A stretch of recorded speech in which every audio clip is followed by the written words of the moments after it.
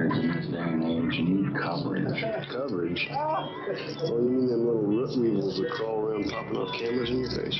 Those root weevils write history.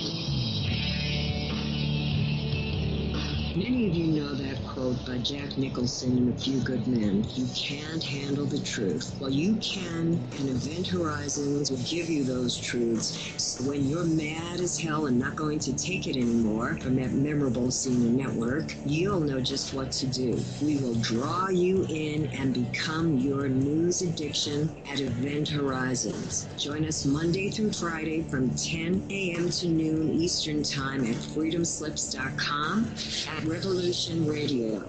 Our world team members are Dennis Fetcho, John Ilias, David Dunger, Hyla Cass, MD, Melanie Richton, Jim Mars, Paula Harris, John Trallo, Maria Payan, Christopher Husser, DODDS, Jonathan Orchard, and me, your anchor, Dr. Robin Valco.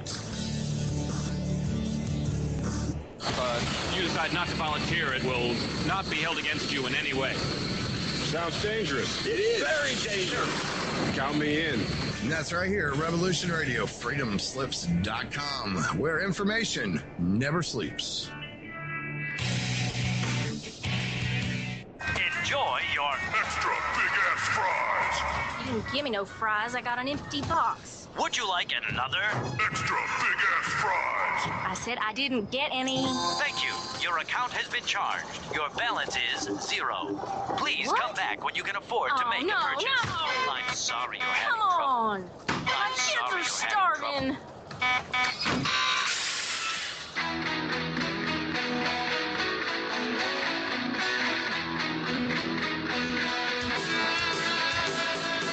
Thank you for tuning in to Revolution Radio. Here at Revolution Radio, we believe in freedom of ideas, freedom of speech, but above all, we believe in freedom of existence through self-reliance. This station is 100% listener-supported, and as a fundraising promotion, I have a kick-ass free gift for a $100 donation. 35,000 seeds. 25 years in the freezer. Long-term storable, 54 different varieties. So if food prices go crazy, the shit hits the fan, or if you just want to save tons of money every year by creating your own food like I do, grab our seed pack special. Just look for the banner on the homepage at freedomslips.com. Don't be a statistic. Don't be part of the problem. Be part of the solution. We need, as humans, to start taking care of ourselves and not depending on the megacorps to provide unhealthy, nasty food. Included in this package is also a DVD with 900 survival and off-grid living documents and the offline home canning, how to do everything website, all on the DVD. So when you're growing all that food, you know how to can it, store it, preserve it, etc. with all these documents. So thank you for tuning in to Revolution Radio at freedomslips.com. I hope you will get this package and start learning to be free. Revolution Radio, freedomslips.com, where information never sleeps and freedom is the one seed that needs to be planted. What we do alive? It goes in eternity. The opinions expressed on this radio station, its programs, and by the hosts, guests, and call-in listeners or chatters are solely the opinions of the original source who expressed them. They do not necessarily represent the opinions of Revolution Radio and freedomslips.com, its staff, or affiliates. You're listening to Revolution Radio, freedomslips.com, 100% listener-supported radio, and now we return you to your host.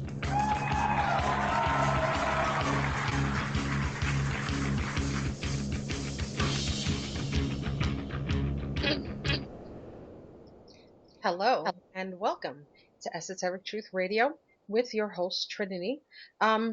Tonight I was supposed to have a guest on, so I sincerely apologize. That did not come through, but that does not mean I am not going to have a fantastic show ready for you guys tonight.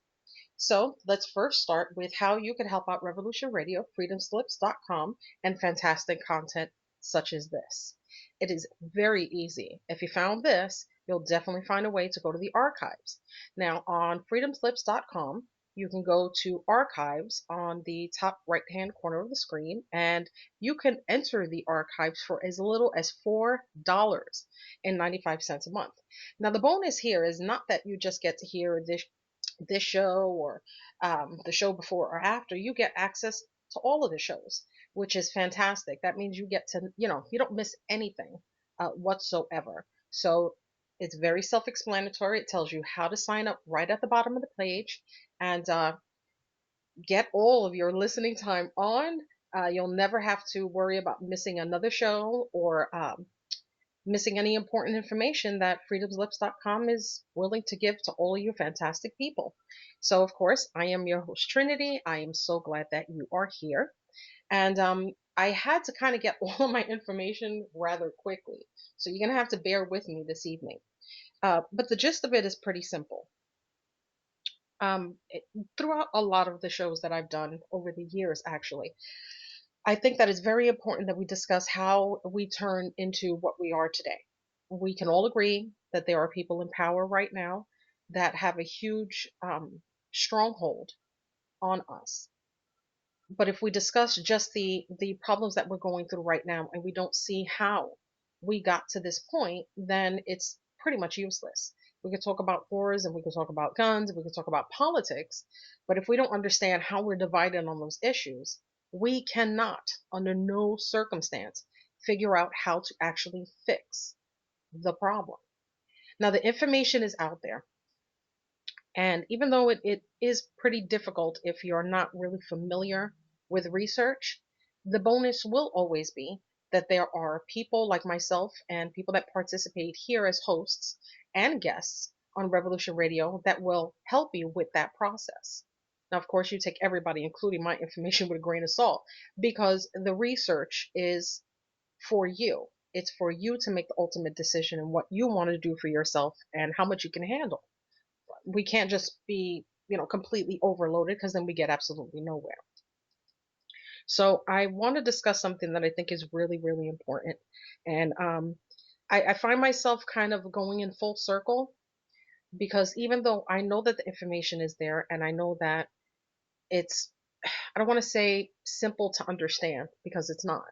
What they did is they made information that can explain to you why you feel the way you feel about certain things. They make it boring, right?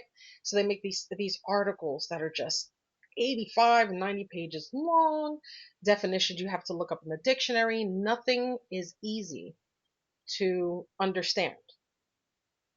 Even when it was kind of easy and we had a better education process where school would actually teach you things, we no longer live in that kind of a society. We have high school graduates that can't read, um, kids going to college that can't do basic math, dropout rates that are horrendous, schools that can't afford chalk. So we have a lot of issues when it comes down to that. So that means for future generations, it's only going to get worse unless we find a way to make this easier for people to understand. Videos are quite helpful.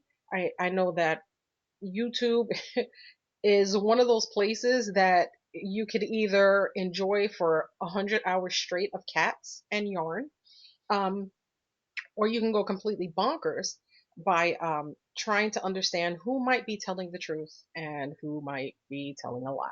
And that's really, really hard to do unless you understand certain techniques. Now, I found a couple of months back, there's a lot of software, video format, a lot of them are free, um, a lot of audio software and things like that. Very easy.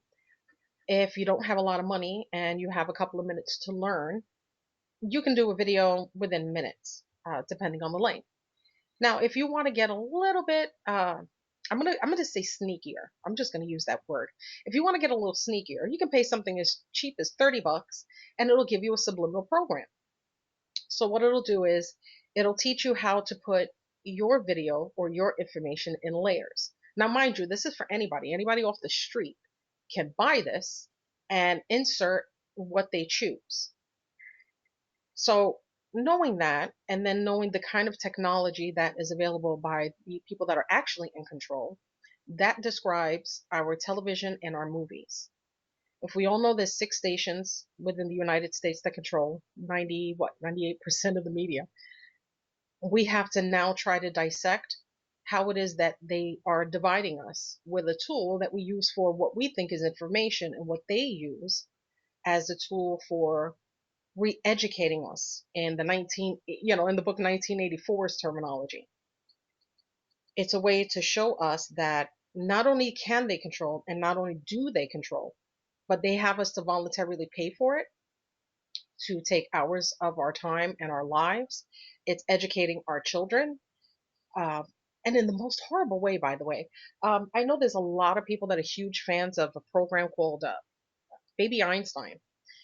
There's tons of videos you can find online with little kids reading words. And I'm talking about like second, third grade words here that are read by infants, 11 months, maybe 12 months old. And they're showing it off as if the kid understands the words. They do not. They do not. That is how we are now teaching. We want them to memorize, but never fully comprehend what they're memorizing. So we're taking up space, right? It's like having a storage space, a storage bin, and you fill it up with things, uh, unnecessary things when you know that, you can take out the crap you're never going to use again and stuff you don't care for, but you don't do that. When you fill that up with too much space, it's harder to put the important things in. That's what they're doing to us in my eyes, three different ways as far as the US. Now, I bring up the US because this is where I live, but this is a worldwide issue. I'll be able to explain to you why I said the US and why I'm pointing this part out, but that it is a worldwide problem. There's a word called semiotics, not semantics or anything like that. It's semiotics. I bumped into this quite a few years ago, and it made me understand things like books, religions, New Age, um, and how we started comprehending a ton of our own information, but how we were accepting others' information so wholeheartedly. And it became very, very scary until I found out what semiotics was and how our brains identify photos or images. And just by taking something with one color or adding a dash, we can have a whole picture that's red and a little bit of white. And our brains would go towards red for stop, red for blood, red for fear. And even though that might not be what the picture is supposed to convey, our brains do things on their own unless we understand what this process actually is. So back in 1994, there was a book written called Signs of Life in the USA. And it was written by Sonia Masick and Jack Solomon. Now, I'm only going to read a portion of a very small part, but it's going to pretty much explain how we see not just each other here, considering we like to call ourselves a diverse country, but why we see others so differently than us. Now, there's a meme written by somebody in she's a graphic novelist. And quote, this is what she says. The world is not divided between East and West. You are American, I am Iranian. We don't know each other, but we talk and we understand each other perfectly. The difference between you and your government is much bigger than the difference between you and me. And the difference between me and my government is much bigger than the difference between me and you. And our governments are very much the same. When you start to understand that and understand the true divide, and it has absolutely nothing to do with me or you, um, I'm sure there's a very large, diverse group of listeners here. Some of us might be living in a very nice home and enjoying ourselves in luxury, and others might be, it's winter, cold, can't afford a nice place. We're going through two different things, but we have a hell of a lot more in common because we're all listening to the same type of information. We're all looking for the same types of truths. So I'm going to read you a little bit of this, and it's going to give you a little bit more of an opening on how they separate men, women, and children. It's no longer a man-woman issue or a feminine-masculine issue. Our children have now been invaded in mass, and we're allowing it to happen, but they're doing it under the guise of information, under the guise of education, and we're accepting that. I don't know who coined the term multitasking in the sense that we use it now. So somebody says, oh, I just don't have enough time in the day. You can't do 8 things at once. You can teach your brain that that's what you're doing. You may have 8 things, but you're not doing 8 things at one time. We will teach ourselves that we have so much to do that even the most important things can wait for another time. So let me get into this really quick. All right. Okay. It says here, there are the kinds of questions there that semiotics invites you to ask. They may be put more generally. When analyzing any popular cultural phenomenon, always ask yourself questions like these. Why does this thing look the way it does? Why are they saying this? Why am I doing this? What are they really saying? What am I really doing? In short, take nothing for granted when analyzing any image or activity. Take, for instance, the reason you may have joined the health club or decided not to. Did you happen to respond to a photo ad that showed you a gorgeous girl or guy with a nice looking guy or girl in the background? On the surface of the ad, you simply see an image showing or denoting a patron of the club. You may think, I want to look like that, but there's probably another dimension to the ad's appeal. The ad may show you someone with a nice body, but what it is suggesting is that this club is a good place to pick up a hot date. That's why that's why there's that other figure in the background. That's supposed to be you. The one in the foreground is the sort of person you are being promised you'll find at the club. That doesn't say this, of course, but that's what it wants you to think because that's a more effective way to get you to join. Suggestion is a more powerful stimulant than denotation, but it is often deliberately masked in the signs you are presented with every day. Semiotics, one might say, reveals the smoke screens around you. Health club membership drives, you may be thinking, aren't especially political, though actually they are when you think of the kinds of bodies they are telling you are desirable to have. But the powerful effect of a concealed suggestion is used all the time in actual political campaigns. The now infamous Willie Horton episode during the 1988 presidential campaign provides a classic instance. What happened was this. Some Republican supporters of George Bush's candidacy ran a series of TV ads featuring the photographic image of one Willie Horton, a convicted rapist from Massachusetts who murdered someone while on parole. Now, on the surface, the ad simply showed or denoted this fact. But what they connotated was racial hatred and fear, as Willie Horton is black, and they were very effective in prompting white voters to mistrust Massachusetts Governor Michael Dukakis and to vote instead for George Bush. Okay, now understanding how they were using that, I know we know of a more famous case where Kerry and Bush were running, and there was an ad that ran, and then the screen would go really, really fast, and I can't even remember who found it, but it actually said the word rats on it. He then apologized and he said, I had no clue. That must have been the people that made it. I don't do video editing. I'm running for president. He completely took himself out of the equation of understanding or even claiming to have known or heard on how subliminal works. When that started happening, we started openly discussing subliminal messages. Now, I did a show a couple of weeks ago about the reptilian brain, and that's image. So I wanted to do semiotics. Our televisions are not just images, but they are also are part of our hearing, which is the auditory part. But I want to tell you about something called the SSSS, and it's the silent sound spread spectrum. And this was a secret Pentagon psychotronic technology that was been operational since 1990. Let me find the patent number for you, because you know that I'm not going to come over here and tell you this stuff and not find a way for you to go get it. Okay, well, I'll definitely bring it up. Okay, so we know that there are tons and tons and tons of ways for them to get us to do what they want.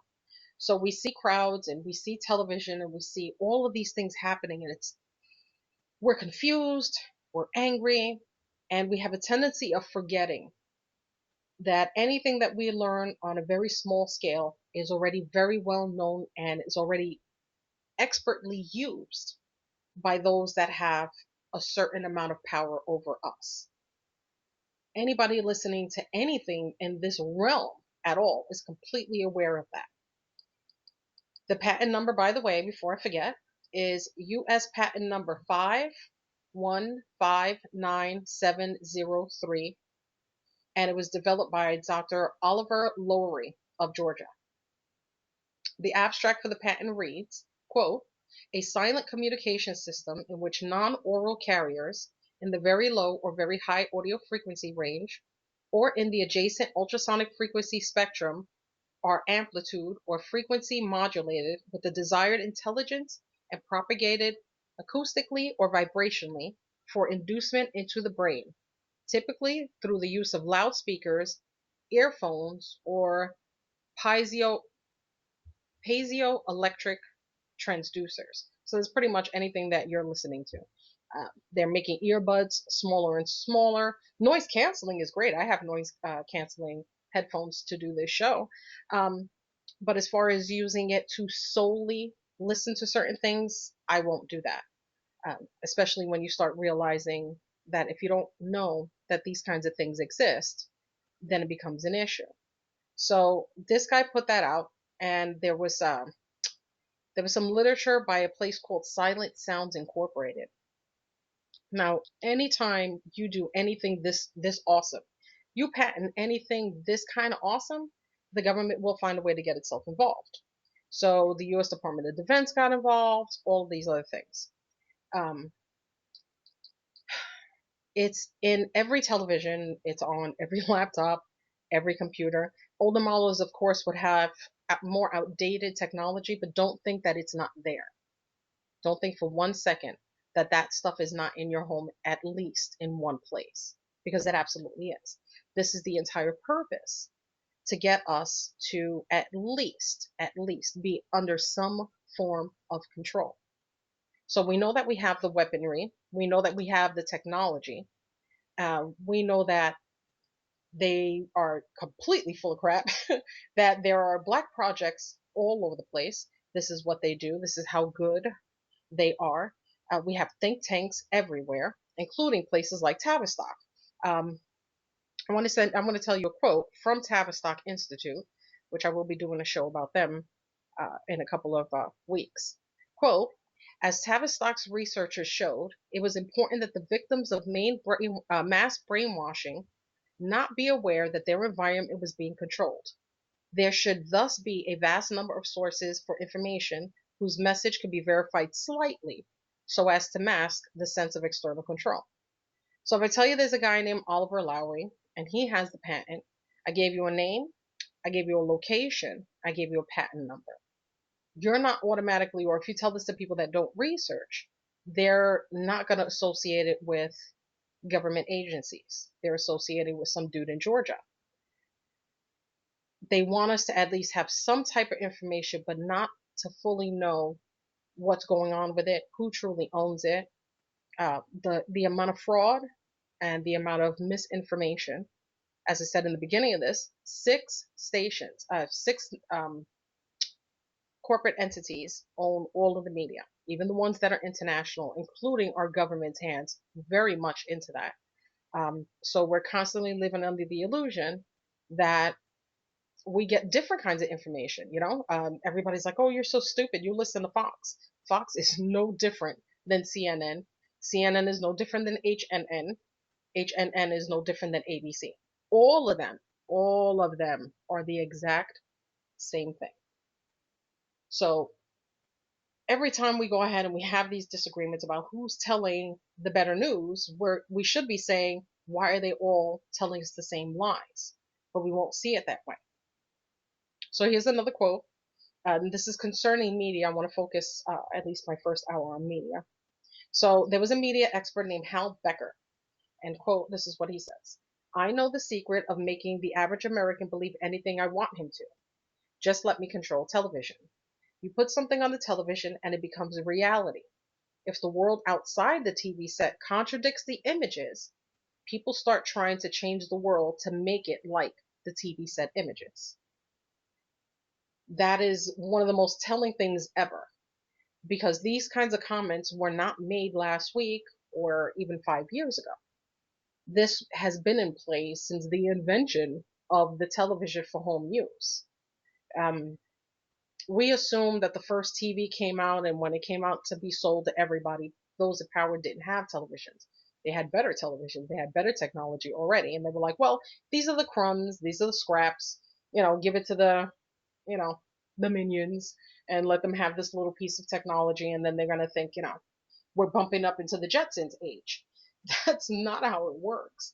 And we're going to have to at least start coming to certain conclusions. Television now is worse than it was. And there was a US statistic that showed, and this was back in, can't find it. Okay, well, anyway.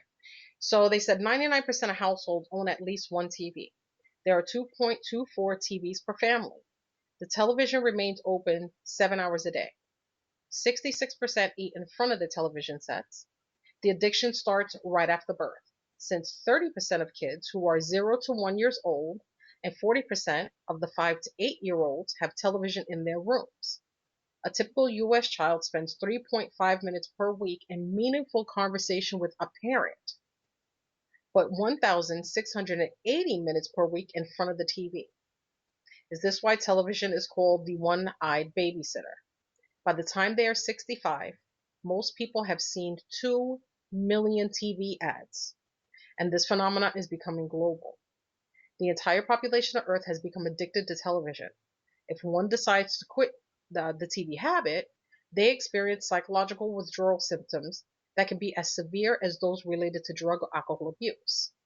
There is a direct relationship between child obesity, which is severe, for 11% of 6 to 17-year-olds in the US, and advertisements, since the most popular types of commercials are related to junk food. A study counted more than 200 junk food ads during 4 hours of cartoons on Saturday morning television in the US.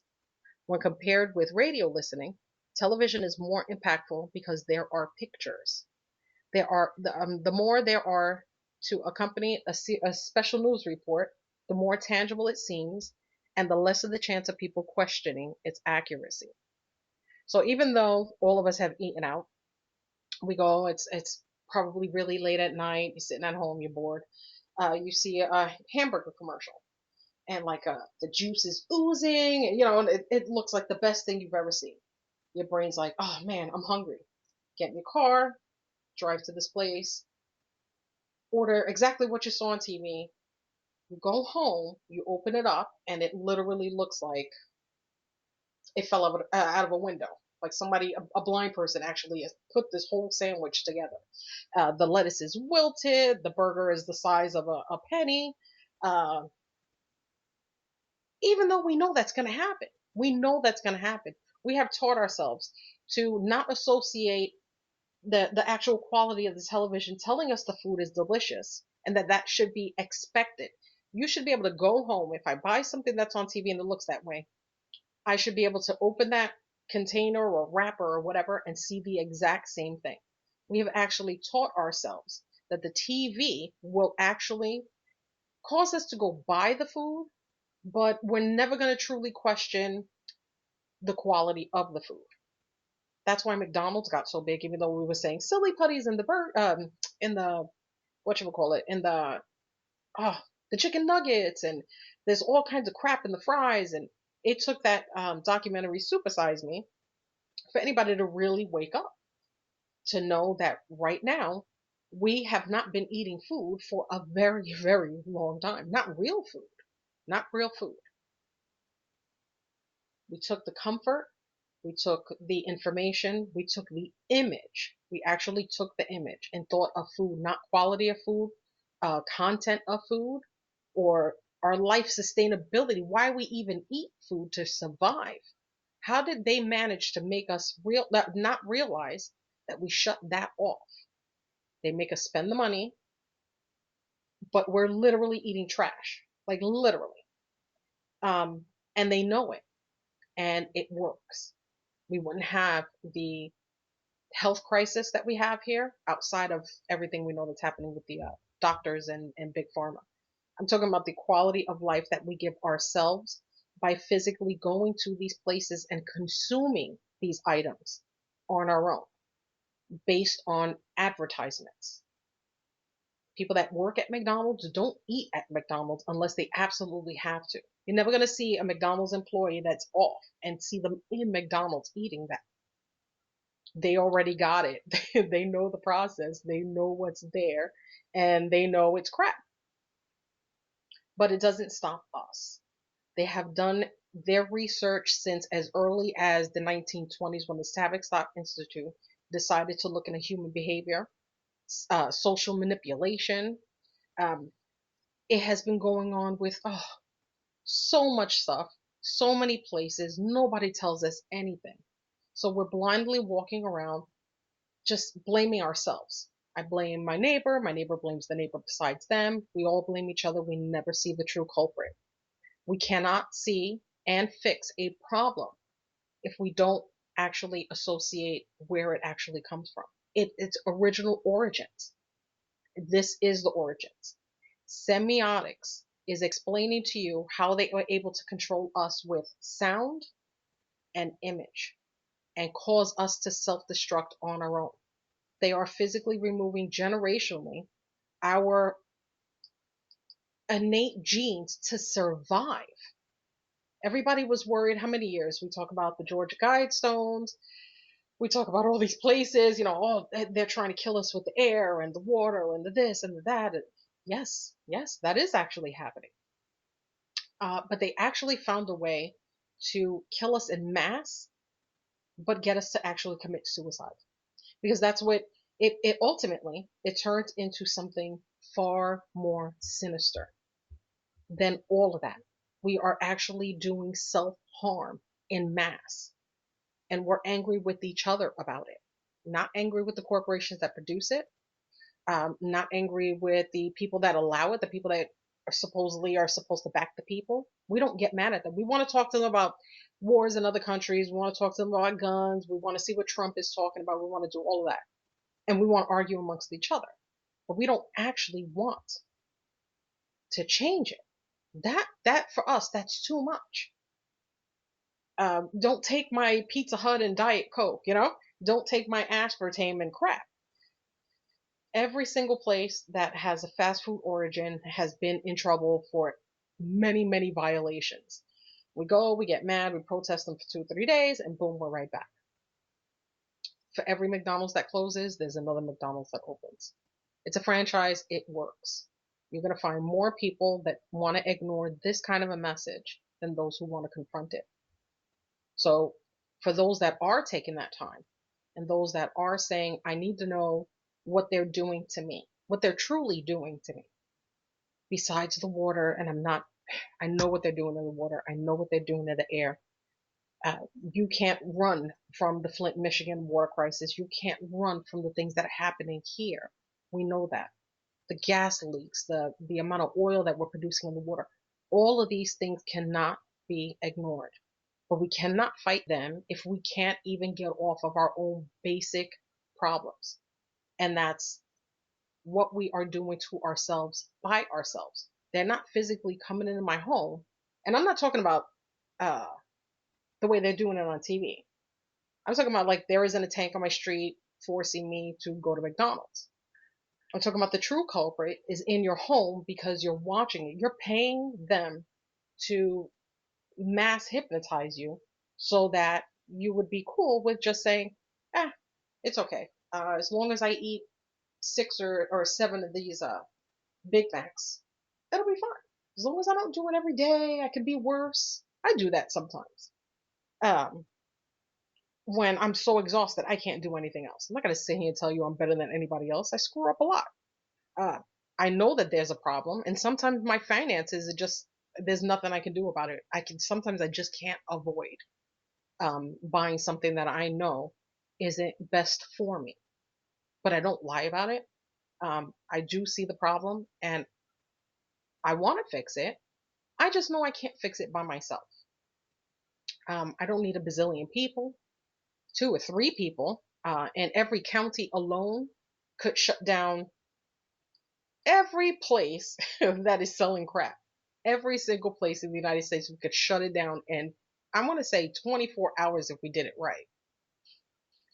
But you would first have to understand that places like the Tavistock Institute, we can't just keep calling them the powers that be. We can't just keep calling them the New World Order. We can't just keep calling them the Illuminati. These people have names, they have addresses, they have chairmen, they have board members. These are real people.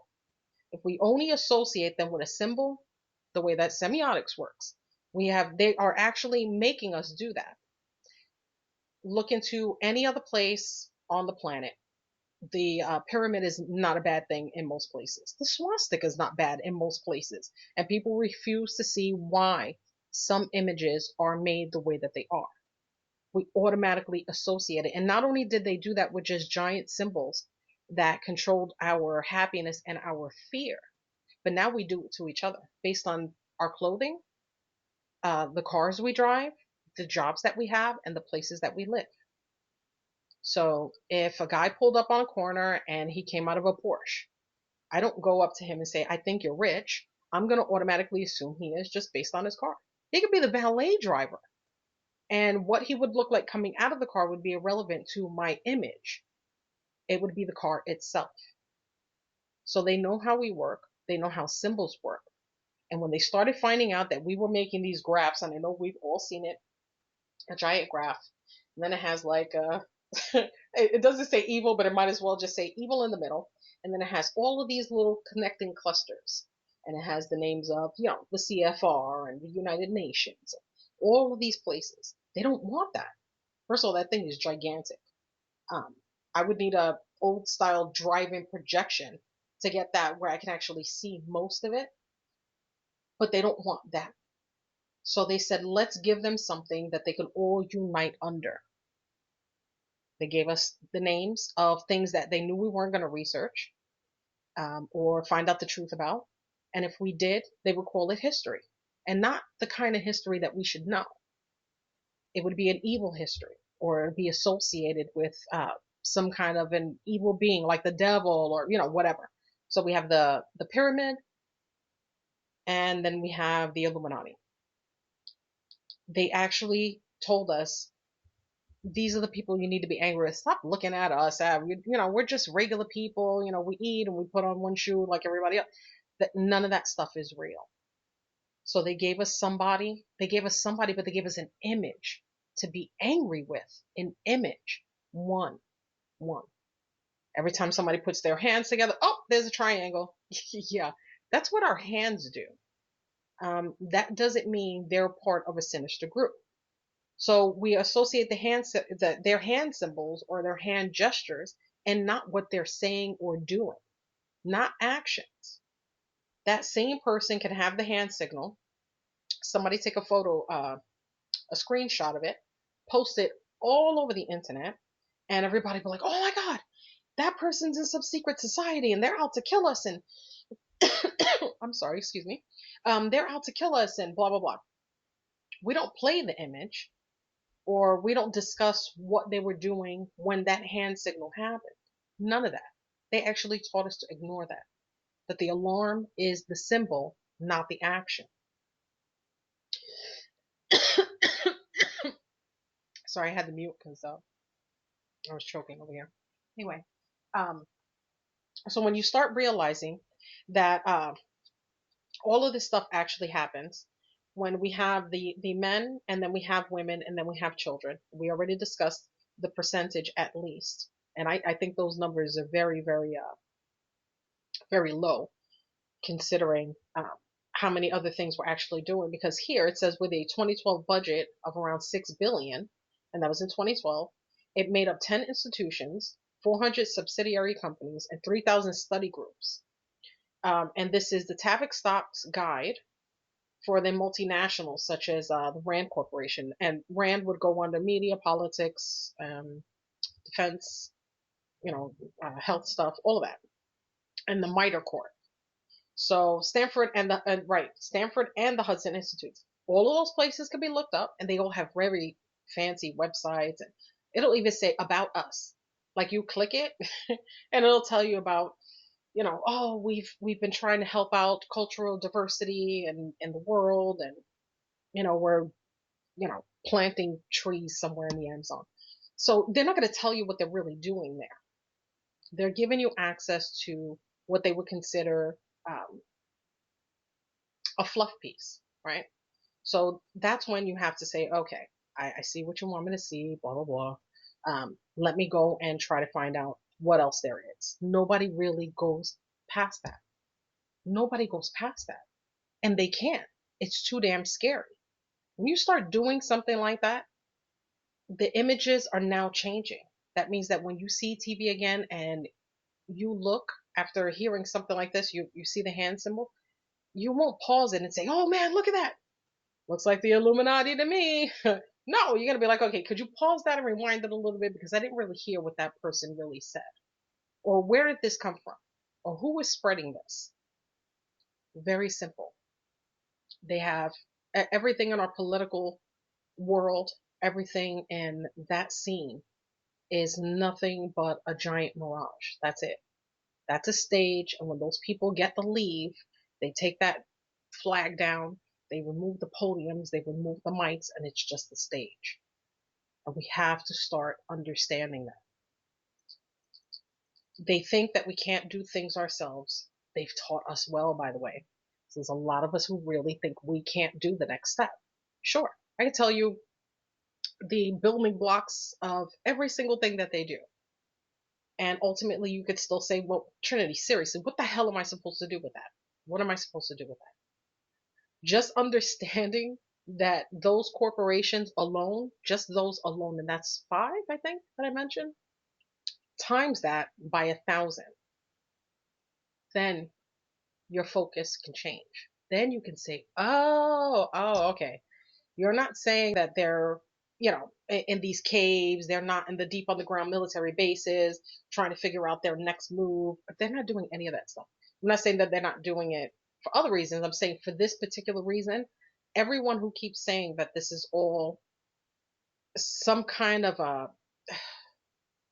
a way to get us to do other things. We're doing it now. The depopulation of the planet we are doing to ourselves. Nobody is doing it to us. And now I don't mean that they're not poisoning the water, or that chemtrails aren't real, or that we have enough food additives and inside of what we could eat in one day that wouldn't kill somebody from an indigenous person from the Amazon. They would probably just keel over that day. So I understand that. What I'm saying is that by us ignoring that they are the ones, that it's not me and it's not you that are doing these things, but that the fact that we're ignoring so many things, it's going to keep happening because we won't say no. We won't. I'm not telling you to starve. I'm not telling you to not drive. I'm not telling you not to go to work. I'm not even telling you not to pay your taxes, which I think nobody should. But I'm not going to tell you not to do that. In order to beat the system, sometimes you got to be part of it. And that's what we're doing now. But there's a time, and they're terrified of us joining together. They're tired of researchers, people that are speaking out, them having to hire more and more disinfo agents and trolls to tell us to be quiet. They're tired. They don't want to keep doing that. They don't want to keep doing that. So the louder we speak, the more we bring it up, the more we don't give these symbols some kind of feeling, or we don't take our anger and we put it towards the symbol. It's people. It's people, other people. I don't really care if you think they're hybrids or aliens or reptilians. You can do whatever you like. Just understand that it's out there. Their numbers are not as high as you think. It really is. For 7 billion people on the planet, the amount of people that control it, we should be able to get them all out in a day. Our numbers are higher. Our intelligence is higher. Poor, rich, tall, skinny, black, white. The thing that we all have in common is our deep feeling to survive, our fight or flight. And they're altering that every single day. Every day. Every other week, they have a new HD TV. They have a new Netflix. Have you seen this thing? Netflix binge? Really? You know, you don't have enough time to go and spend time with your kids having a conversation, but you could binge 9, 10 hours worth of television programs. Where do you think that comes from? Where does your addiction to next week's episode? Not tomorrow when you have to get up and, live real life. Where do you think all of those things come from? That's not voluntary. Not at all. It's mass hypnosis.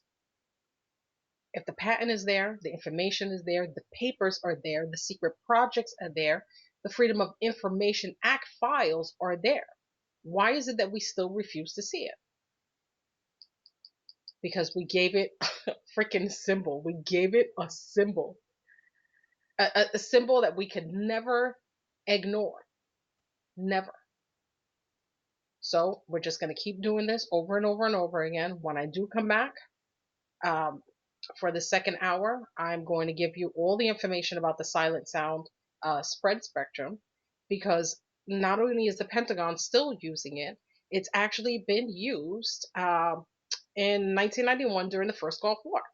And it actually worked. It worked. According to the articles, and I'm talking about from the government, and this has all been exposed, in 1991, it was used during the first Gulf War to manipulate Iraqi troops into surrendering en masse. Like complacent children, 200,000 men came out of their desert bunkers and fell to their knees before approaching U.S. troops.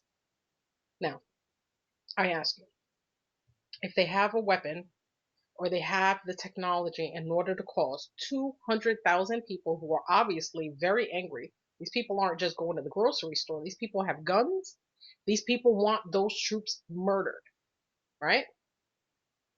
Came out, said, screw it.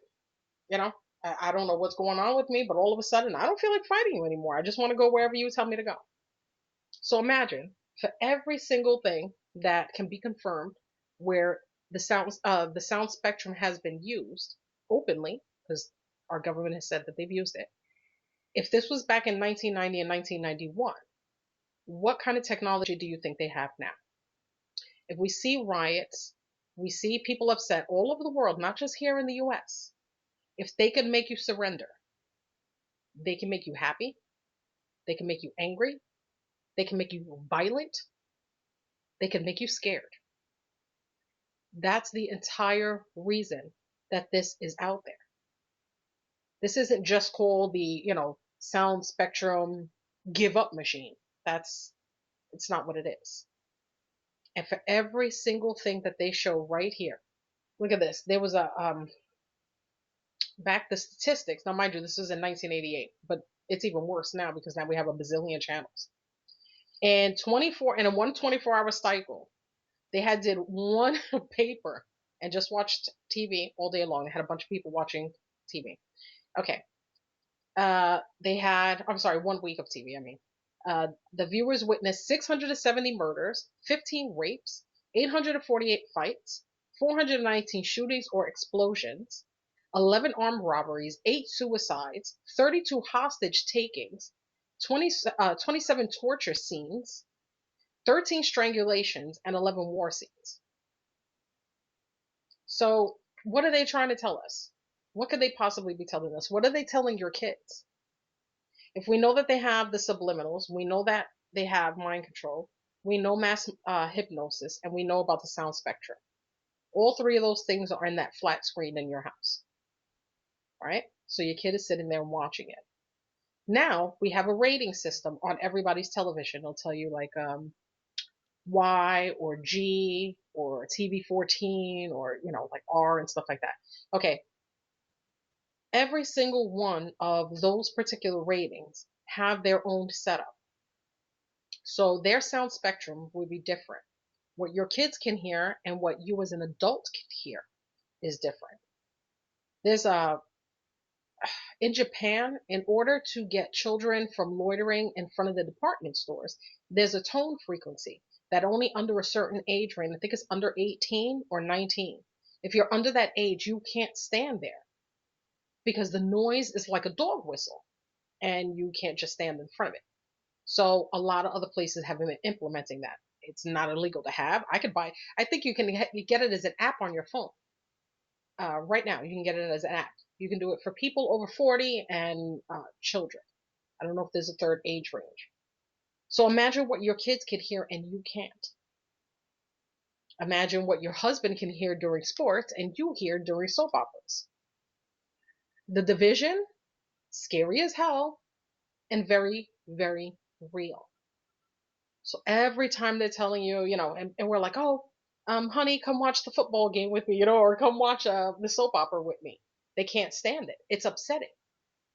I know that if my ex-husband was playing a video game, I hated it. A violent video game, especially, I couldn't be there. I tried to sit there for a little while, and it wasn't just the imagery that bugged me. For some reason, I felt wrong being there. So when I found out about the sound spectrum, I was like, oh, that makes sense. So I started watching things that would be considered girly. And I'd say, hey, just come here for a couple of minutes to try to watch it. He'd go nuts. I'm like, oh my God, when is this going to end? When is there going to be a commercial? And I'm like, oh, okay. Let me look a little further into this. And then found out it's a program you can buy. You can do this to anybody at any point in time. It is really not that difficult. And it has been perfected. Of course, they're not giving us the top notch mind control stuff. Of course not. Of course not. We have like the pre-kindergarten techniques available online. And the stuff that can get 200,000 troops to lay down their weapons and literally walk to the enemy. Yeah. That's their stuff.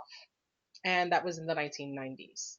So anytime I see riots, anytime I see incidences where it seems very unusual for the reactions of groups and people in mass, I automatically don't think, wow, those idiots are really stupid. What are they doing? I think, I'm going to see how this plays out. Because if something else is different, you're going to be able to spot it. You can see it, but you just have to know what you're looking for. After a while, it's literally so in your face that you just kind of get it. It makes sense. You're like, oh boy. Of course, you're going to get bored, and yes, you're not going to be able to enjoy the game the way you used to, or enjoy that soap opera the way that you used to. And of course, you have to be careful with your kids because they want to watch what all the other kids are watching. And because you can't hear their frequency, then it makes it a little more difficult. But that does explain why kids are going nuts. That does explain why we're becoming more divided based on television, not real life. To every person that gets mad at somebody else, you're not there. You don't know these people. You don't know what's going on behind the scenes. But you will spew hate and anger quickly. And nobody thinks about where the hell that comes from. Where does that come from? Who's pulling your strings? We're going to have to come to that time where when the curtain actually opens and we see who's behind it, it's going to be heartbreaking and it's going to be tragic. I don't want that for my kids. I don't want that for your kids. I don't want that for any kids. And I don't even want it for me, and I don't want it for you. But if I don't tell you, if I know this and I don't tell you anything, I'm just as bad. Then yeah, it becomes my problem. My responsibility isn't you, but I have a voice. I got 2 hours on Sundays, and I'm going to spend some time and I'm going to have this damn conversation. And I'm appreciative for everybody who does understand that it's much larger. There's a way bigger picture. This isn't the ancient times. We can't just keep blaming this on entities of whatever. These are people. These are people. And they're screwing us big time. And now we're screwing each other. And not in a good way.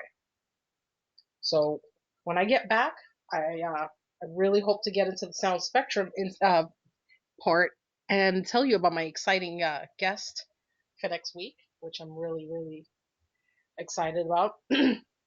I may have a small 5-minute video that I might be able to play when we get back as well. So that's really cool. I'll see if it actually works itself out. And let's see. Hold on 1 second. Yes, and then we're also going to get into the wonder weapons. So that's going to be really awesome. And then how they're fooling us with this laser thing, how we think of them like lightsabers from Star Wars. So I really do hope you come back for the second hour because this is going to be really well. I'm going to leave you some links. As soon as I come back, I have some stuff to tell you, but then we're going to go right into me repeating the patent, the article, the authors of the article that I just read, and there's a couple of other places that I want you to check out as well. Let me see. Oh, and the Moscow show trials, so that you understand how they're doing that to us individually, especially like on places like Court TV and documentaries like How to Make a Murderer, and that other guy killed those people.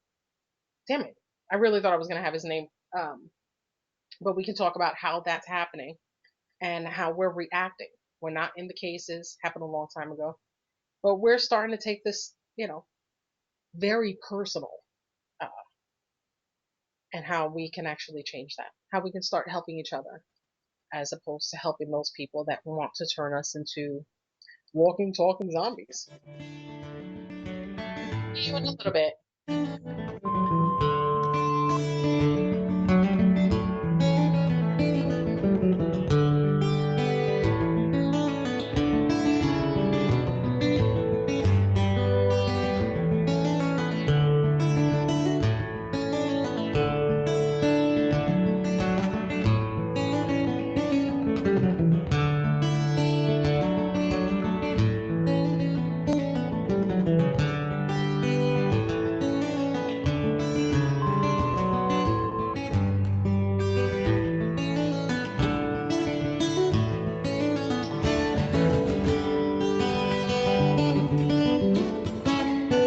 Listen to Revolution Radio at freedomslips.com, and we'll be right back after this message.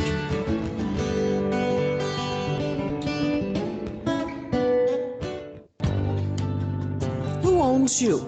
If you're not in control, then someone else is. Join me, Ivy West, for Voices on the Wind, Saturday from 4 to 6 p.m. Eastern in Studio A. I discuss government, health, metaphysics, suppressed science, universal mysteries, little-known incredible facts, alternative energies, and even more than you can imagine. Won't you join us on Revolution Radio Saturdays from 4 to 6 p.m. Eastern for Voices on the Wind with me, Ivy West. There are lives in the balance, people under fire, children at the cannons. Because if your head's in the sand, your tail is a target. You need some more speed records in this day and age. You need coverage. Coverage? Oh, you mean them little root weevils that crawl around popping off cameras in your face? Those root weevils write history.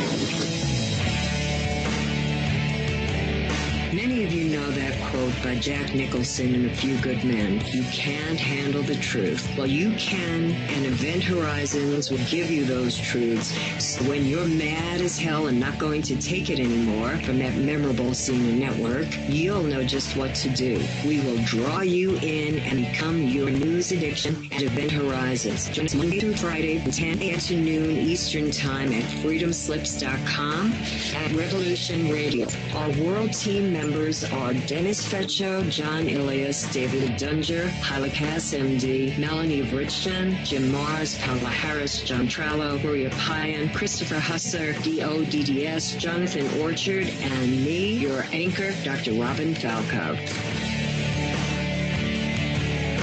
If you decide not to volunteer, it will not be held against you in any way. Sounds dangerous. It is. Very dangerous. Count me in. And that's right here at Revolution Radio, freedomslips.com, where information never sleeps. There is no denying the world is awakening. We see it in the global uprisings and demonstrations of the people around the planet and the new way of thinking and living that is arising naturally within each one of us and our communities. I have been a major player in this global shift and movement for over 20 years and have helped tens of thousands of people around the world change their lives and find their voice in order to help create the paradigm change we so desperately need. Join me here at Revolution Radio on the Just Bernard Show every Tuesday at noon Eastern Time for 2 hours of powerful interviews and discussion with some of the most influential visionaries of consciousness, alternative media, and suppressed knowledge. We promise to reveal the real matrix and empower your human experience.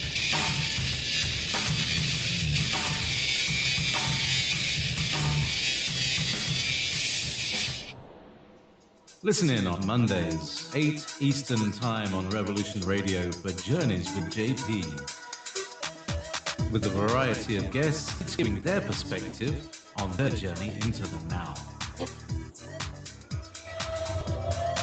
Join me and my guests Mondays, 8 p.m. Eastern on Revolution Radio Studio B.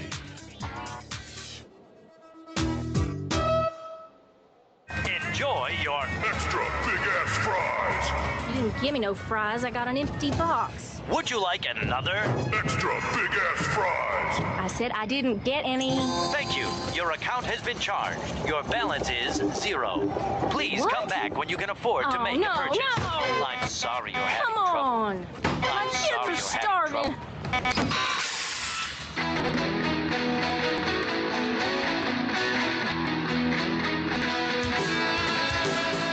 Thank you for tuning in to Revolution Radio. Here at Revolution Radio, we believe in freedom of ideas, freedom of speech, but above all, we believe in freedom of existence through self-reliance. This station is 100% listener-supported, and as a fundraising promotion, I have a kick-ass free gift for a $100 donation. 35,000 seeds. 25 years in the freezer. Long-term storable, 54 different varieties. So if food prices go crazy, the shit hits the fan, or if you just want to save tons of money every year by creating your own food like I do, grab our seed pack special. Just look for the banner on the homepage at freedomslips.com. Don't be a statistic. Don't be part of the problem. Be part of the solution. We need, as humans, to start taking care of ourselves and not depending on the megacorps to provide unhealthy, nasty food. Included in this package is also a DVD with 900 survival and off-grid living documents and the offline home canning, how to do everything website, all on the DVD. So when you're growing all that food, you know how to can it, store it, preserve it, etc. with all these documents. So thank you for tuning in to Revolution Radio at freedomslips.com. I hope that you will pick up this package and start learning to be free. Revolution Radio, freedomslips.com, where information never sleeps and freedom is one seed that needs to be planted.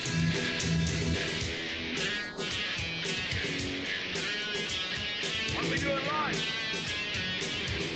There goes an eternity. The opinions expressed on this radio station, its programs, and its website by the hosts, guests, and call-in listeners or chatters are solely the opinions of the original source who expressed them. They do not necessarily represent the opinions of Revolution Radio and freedomslips.com, its staff, or affiliates. You're listening to Revolution Radio, freedomslips.com, 100% listener-supported radio, and now we return you to your host.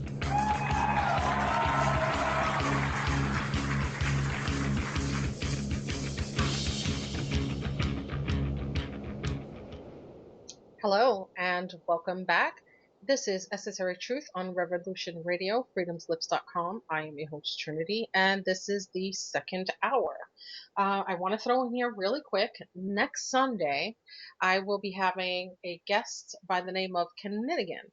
Now, Kennigan is very well known in the underground circles of research on reptilian shapeshifters. Now, him and I, of course, slightly disagree on the reptilian shapeshifter concept, but he doesn't actually bring it out the way that most researchers actually do. He thinks that it's something completely different, and as I've mentioned here today and many other times, the mass confusion or how we're taught things is to hide something else. He has been on the scene for over 10 years, has a huge following on YouTube and on internet forums, and this is his very first interview ever. So I am so looking forward to that. And of course, I have been trying to get other people's research, hosts and sites such as Revolution Radio, who I try to throw out there as much as I possibly can, as this place is literally running and functioning, not just by the fantastic people that are behind the scenes, but also those of you that participate.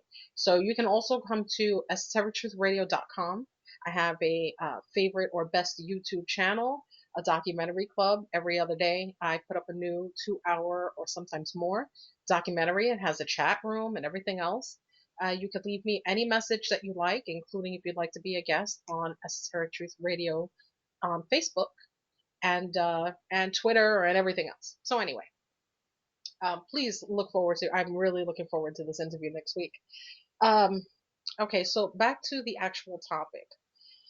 Now, understanding and them absolutely confirming, and I'm talking about the government here, that 200,000 plus people during wartime actually surrendered using weaponry or what they call non-lethal weapons. Now, when people understand or hear the term non-lethal, they just assume it doesn't kill you, so it's less effective. You have to think in your mind right now, if I started walking up to you and I got a way to get your wallet and everything in it, the keys to your house and your car, non-lethally, would you be more concerned that I didn't kill you, or how the hell did I get you to do that? So they'll use words in a certain way so that you focus on one thing and not on the other. So the U.S. News and World Report ran an article a few years back called Wonder Weapons. So Wonder Weapons is it. The fact that they keep telling us these things and the fact that we refuse to do any older research. I never really look into stuff for the last 10 years.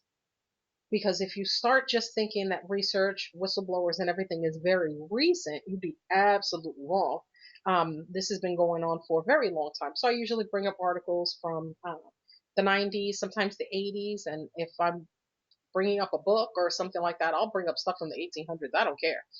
But this is just to make sure that you understand this is not new. This is not new. If you live to be 1,000 years old, imagine the amount of information and lessons you would have learned from information and things that you've seen and done in that amount of time. So even though we live and we die, that information falls into certain people's hands, and it's usually the victors. We already know how that plays itself out. So back in the 1980s, before we had stun guns, the ones that police use nowadays, there was an infomercial in the middle of the night, and it was horrific. And it was for a pulse wave non-lethal device that you could buy literally in the middle of the night, the same way that you could buy Jack LaLanne's juicer or a rotisserie for chicken. It's much smaller than the what the police use now. It was like the size of a pack of cigarettes.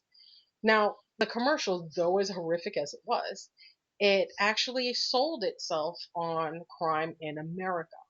So it had these horrific scenes on a lady, she's in an elevator and a guy's like, trying to sexually harass her in an elevator, and she zaps the crap out of him. The door's open and he's laying on the floor. So apparently any kind of situation you can get into, this doesn't shock you the way stun guns do. And this is why it's no longer really available. I think you can find it. I doubt if they're selling any now, because I think they perfected it, and it's ways for them to do it.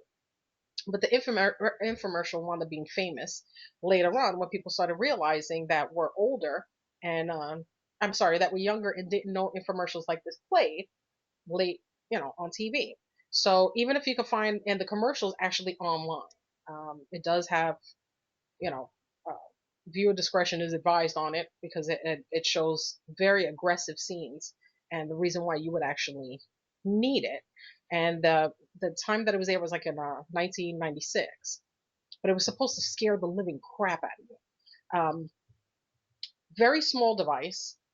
Now, it's called a pulse wave because it doesn't work by shocking you, as in like your blood, or like if you would put your finger in a plug or put a fork in the plug. No. This actually affects your brain, and actually it puts you into what some would say a catatonic state for a pretty long period of time.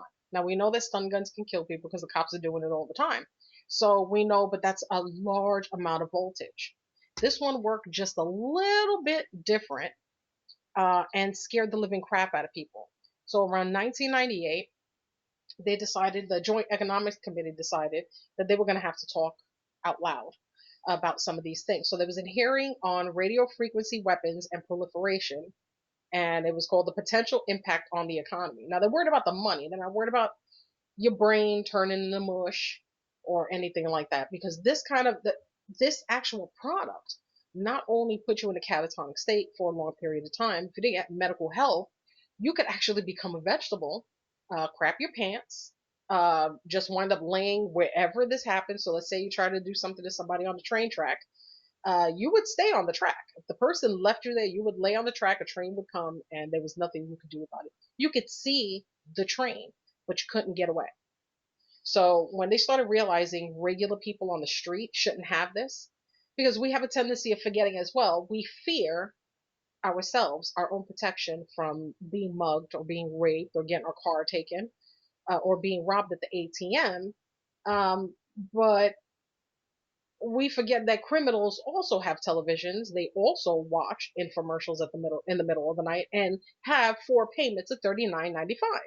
So when you start realizing that anybody right off the street could walk around with this, uh, we don't ask the right questions. Not at all. We think of self-protective mode and forget about the people we're protecting ourselves from, or the types of people that we're trying to protect ourselves from. And this is how they get to enhance their weaponry, by allowing regular old people to zap each other, to put each other in these horrific circumstances, and watch from the sidelines. So after having this hearing, they started saying, okay, we really have to be careful about, first of all, what we're saying, because now they were able to turn it into like a homeland security type situation, where they were like, okay, DARPA has to get involved, and we can't really start talking about this out in the open. The last thing we want people to know is that we have electronic warfare.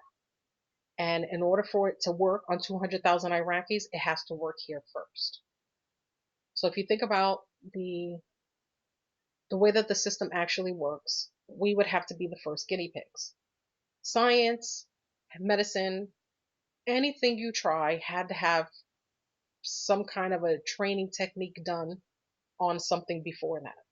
So we were taught 70s and 80s that we did it to rabbits and that we did it to monkeys and stuff like that. And as long as we did it to animals, everybody just assumed we didn't do it to people.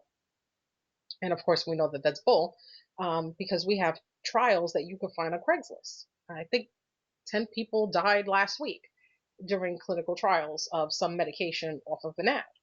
So we know that as long they made it so it's voluntary, they no longer just put you in the psych ward and start injecting you with things and doing all this weird stuff to you anymore. Now they'll pay you a couple $100 and say, just sign this form, and if you die, we don't have anything to do with that. And because we're so desperate for money, we'll do it. I don't know of an easier way um, to understand how the system works, when people voluntarily put their lives on the line for cash. Not because we want extra cash, but because we don't have any.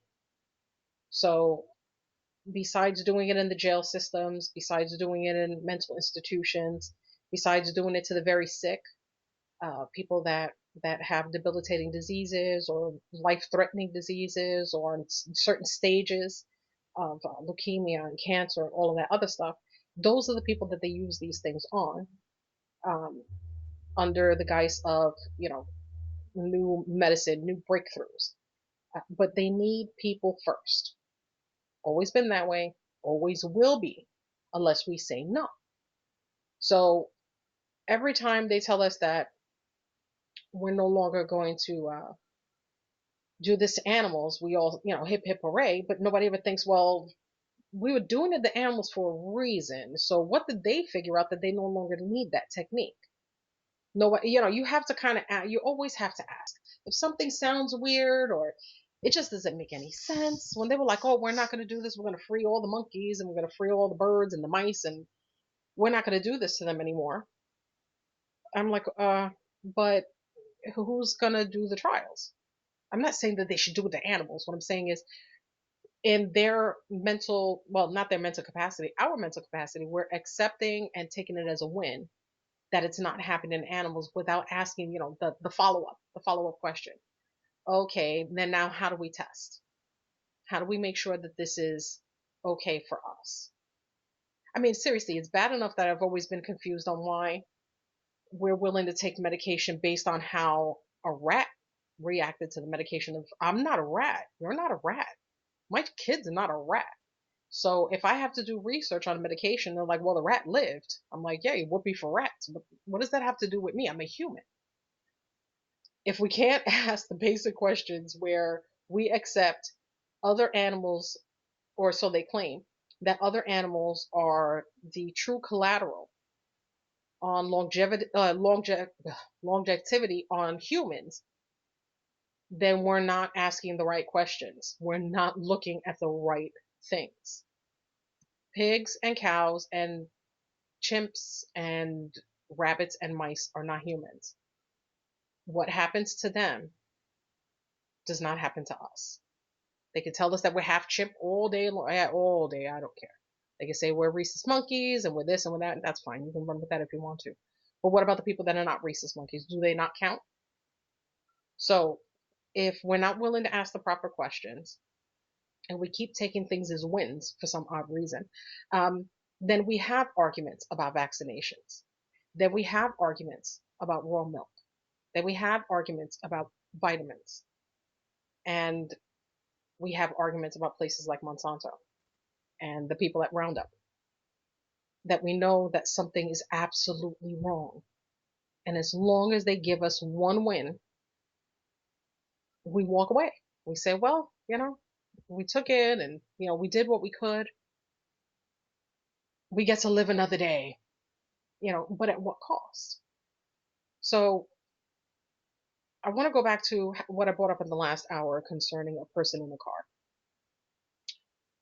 When we see two separate people and they're walking down the street, we see a guy in a suit and a tie, and we see a guy with sagging pants and a hoodie.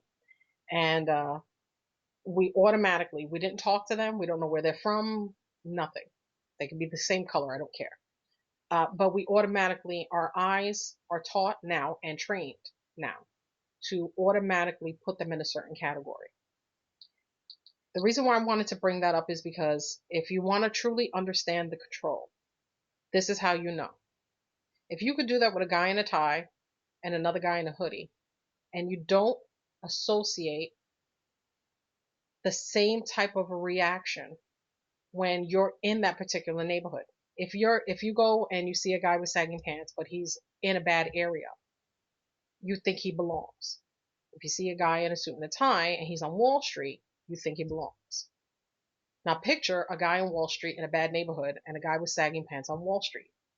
Your brain will be like, what the hell is he doing there? That makes no sense. It's not making sense. You're not seeing it as a street and a person.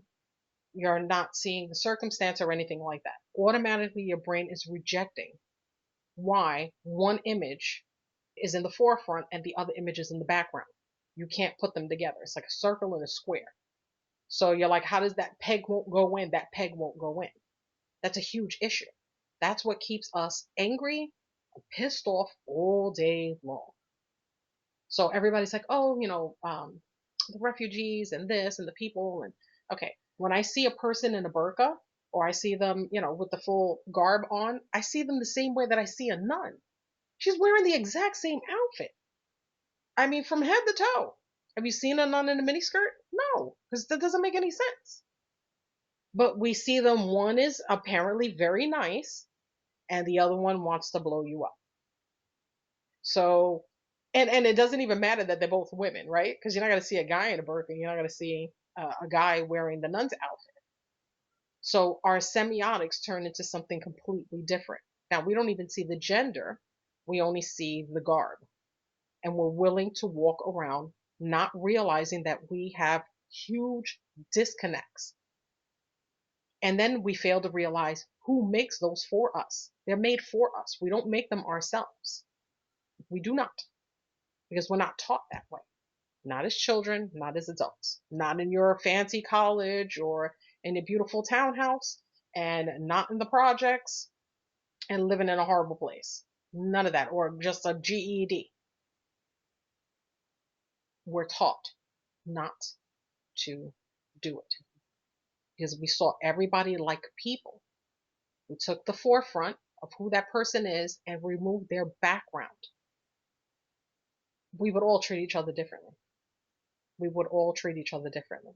Then our connect would be from me to you, and not myself and people in Congress, or not myself and the corporate entities on TV that are asking for more money, or, or me and a movie star. We connect more with people that have zero connection to us in a sense of survival than anything else. And we thrive on it. We thrive on it.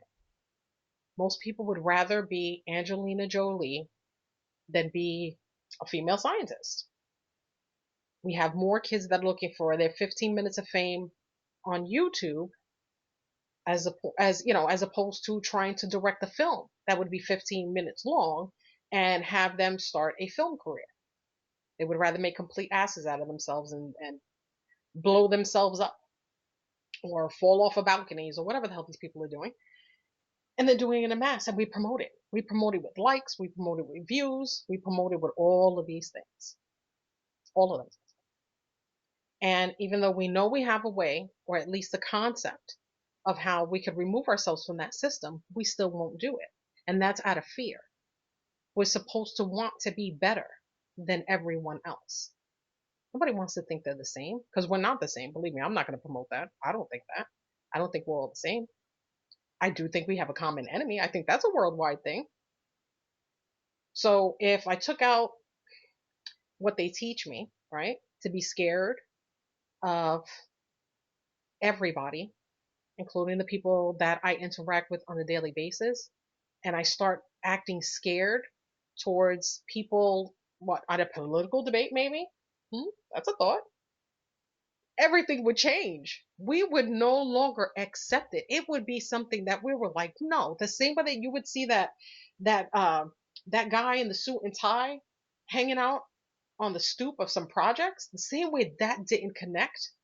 We have to now teach ourselves to see these people and their so-called stages and their so-called programming and make the disconnect.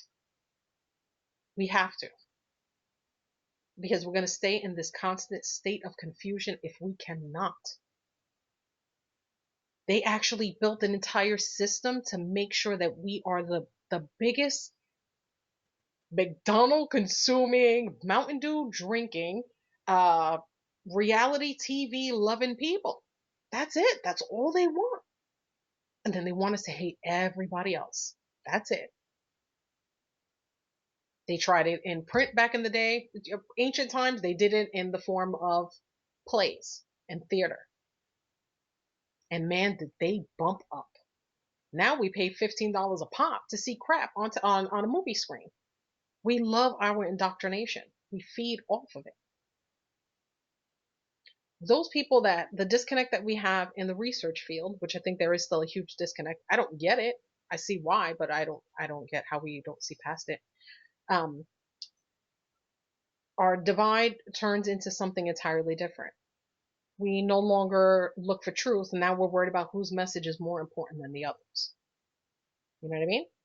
Like, I'll say, okay, well, I want to talk about shoes, and then I know somebody on another station or whatever is going to talk about shoes, but my topic about shoes has to be better than their topic.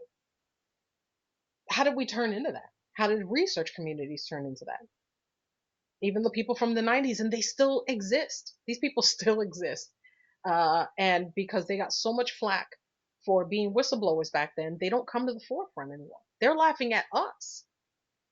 They're laughing at people like me because I'm just starting to see things that they talked about 20, 30 years ago. And I don't say, oh, I'm just stupid, I didn't get it. I'm saying this is how the process actually works. It's not meant for us to just openly find.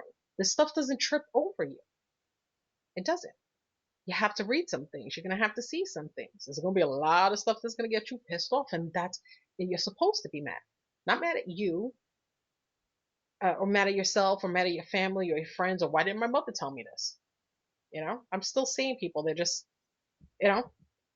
There's more of a debate on parents still telling their kids that Santa exists, and I get into that every once in a while. It's usually around that time of year when I go through that because I don't get it. And even though it's under the guise of tradition, the people that are now in control are telling us the exact same things. We're only following what makes everybody happy. We want the masses to be happy. I'm not part of the masses. You're not part of the masses. They want to teach us that, but that's not actually true. What's good for you may not be good for me. We're not from the same place. We're not, our experiences, how we comprehend things, who I love, who I care for. All of those things are completely different from yours. So when they tell me that I have to be in general with everybody else, or my label, or let's say I'm a woman, right? So they're like, oh, well, your thoughts have to be irrational because, you know how women are. And you're like, really? Like, I'm just right in there, right? Uh, Same thing with men, same thing with children. And we actually turned it into so many little pieces, we don't know what the hell we're doing anymore. We spend more time backing football teams. Those people make millions of dollars. You really think they care? Do you really, really, really think they care about your opinion? Do you? They don't. The people on TV, the people at the Golden Globes, the people at all, and none of those people care. They have their own little bubble and they're in it. But that machine that they put into your home, that one is the one that is actually going to run your life and tell you the rules. It reinforces the rules. When you go on into the world, you're reminded of the rules. When you go home at night, it's reinforced. We can stop it by recognizing it. I'm not telling you to throw your damn TV out. I'm not going to. I have one TV in my room and literally there's dust all over it. I don't turn it on. I'm on my laptop. And that ain't any better, by the way. It's a little bit better, but not that much better because I don't have to see commercials. But it's not, I'm not going to put myself on this, oh, well, I only do. My subliminal and mass hypnosis is on the computer, so I'm better than you. No, no, no, no. But do I ignore it or act like it doesn't happen? Absolutely not. Absolutely not. I know exactly what they're doing and why they're doing it. I still live on this world. I still have to eat. I still have to breathe the air. I still got to pay rent. I still got to do all of these things. I still have to play the game. But do I want to be 100% controlled by them? Absolutely not. I want to be able to see the signs to be able to walk away. We have the option to walk away and say no. Especially for kids. Especially for kids. They don't have a choice. Not at all. We're quicker to watch a video of a kid, falling off of something and getting really, really hurt. Nobody will shed a tear. You see a guy kick a puppy and people are crying. Oh my God, I can't believe they kicked that puppy. Like, where do you think that comes from? Where do you think that comes from? Will Smith is in a movie and then you're crying over the character, you're crying, we shouldn't have those emotional connects with that. But your kid gets hurt in the park and you're like, suck it up. Everything should be fine. What do you want me to do about it? So the disconnect is there. It's there and it's going to stay there as long as we have the tendency to actually ignore it. So now, as reported by the U.S. Army War College, and it's called the NLR, and that's Naval Law Review. In 2005, there was an article called "The New Advanced Mind Control Techniques Gives a New Flavor to Modern Warfare." So I'm going to read you a little bit of this because it's awesome. So it says here that defense scientists all over the planet have been working on this technology to make enemies surrender without a fight by transmitting undetectable signals into their minds. So the Russian government perfected a type of subliminal mind control technology demonstrated in a series of experiments going back to the 1970s that could be used to suppress riots, control dissidents, and demoralize opposing forces. The technology, referred to as psychocorrection, was created by the Department of Psychocorrection at the Moscow Medical Academy. It's considered a powerful subliminal it's consisted of powerful subliminal messages that can be transmitted by infrasound into the subconscious without interfering with conscious mental functions. Because the messages were transmitted below the human hearing range, these messages can be sent on their own channel. It had effects on unwilling subjects in less than a minute. And it actually mentions it here. But I said this in the first hour, the Japanese have developed similar devices also operating in the infrasonic range. And I will state this one more time in case you're only here for the second hour and you were not here for the first. Men's shows that are considered for men and directed to men, shows, music, and television that are directed for women, and music and shows that are directed to children have 3 separate sounds. They're telling us all 3 different things. Now, if this could be used in an age range, that would also explain and be more easily accessible and something that you could actually see when you see that little black box on the top of your television screen. That's not just there to tell you your kid shouldn't watch it. If you don't know that your kid shouldn't be watching Sons of Anarchy, you shouldn't have kids or a television. There should have to be no sign on your television telling you, and it's only there for like 3 seconds. That sign shouldn't be there to tell you anything. You should already know. Do you think that if my kid was watching Sons of Anarchy and my kid was 2 or 3 years old, they'd know what that sign meant and get up and just walk out the room? No. You have to see why the signs are there. They all have an initial purpose. So when you don't want to watch sports and your husband doesn't want to watch talk shows, and you're not interested in SpongeBob SquarePants, now you'll be able to have a little bit more understanding on why. So I'm going to go back to the article. It consisted of powerful subliminal messages that can be transmitted by infrasound into the subconscious. Okay, I actually read that. In order for subliminals to be successful, they must not be perceived by the conscious mind. This is what I'm trying to tell you. Not teach you, because I can't teach you anything, but I can inform you that if you know that it's there, it will not work. Don't let anybody tell you no matter what, you're going to be hypnotized, or no matter what, you might get hypnotized. If you know that it's there, it's like being a magician and watching another magician. You see what they're doing and you already know the gist of it. Before I started making videos, I used to watch them. I was like, oh my God, look at that frame. Ooh, look at that 3D art. I was like, oh man, this is amazing stuff. I started making videos. And now when I see it, I'm like, oh man, that really took a long time. Or, oh boy, look at that crappy, look at that crappy font. Now I know. So I see things differently. It doesn't devalue it, but I do comprehend it differently. I'll know how hard or the lack of you trying.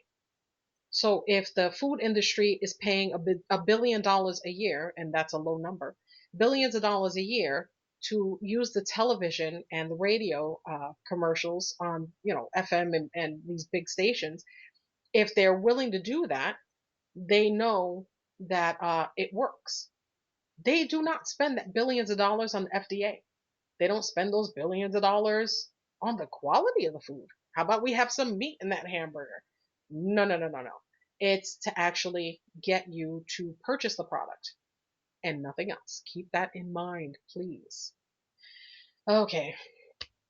In the auditory range of human hearing, the higher the decibel, the louder the sound. This measurement of intensity also applies to the inaudible, infrasonic, and ultrasonic sound ranges. It means the higher the decibel or amplitude of the subliminal message, the better the results. This is because with regular subliminals, both the message and foreground sound occur on the exact same frequency. Because of this, regular subliminal messages average around 18 decibels, because they must be several decibels less than the foreground music in order to be concealed. However, subliminal technology, which uses the inaudible infrasonic range, by the way, that's the one that the governments use, such as the type which was perfected in Russia, is not subject to this decibel limitation. The increase in decibels allows for more powerful subliminals. For this reason, it also has its own conduit or channel directly into the subconscious mind. So I'm going to read a little bit more of this, but for those who might not understand what that meant, I'll cover it in a couple of minutes.